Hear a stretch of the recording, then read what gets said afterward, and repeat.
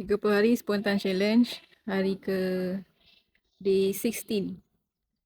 Alhamdulillah, hari ni saya teman suami saya datang kat rumah Lestari untuk buat pembersihan di kawasan belakang rumah. Tu saya sedang bersihkan. Kat rumah ni dah naik semak, dah naik rumput tinggi kan. Sebab kat belakang ni plannya nak buat macam tanam-tanaman ataupun nak bagi budak-budak main kat belakang ke kan. Bila ada program kat depan. Jadinya kita datang sini pagi tadi untuk kemas-kemas dengan budak-budak lah, dengan anak-anak sekali, tapi anak-anak penat dah. Baru kemas sikit dah penat dah.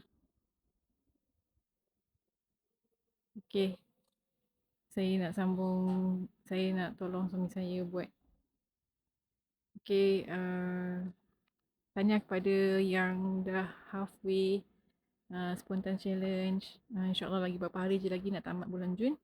Akan habis dah spontan challenge 30 hari. Tahniah semua.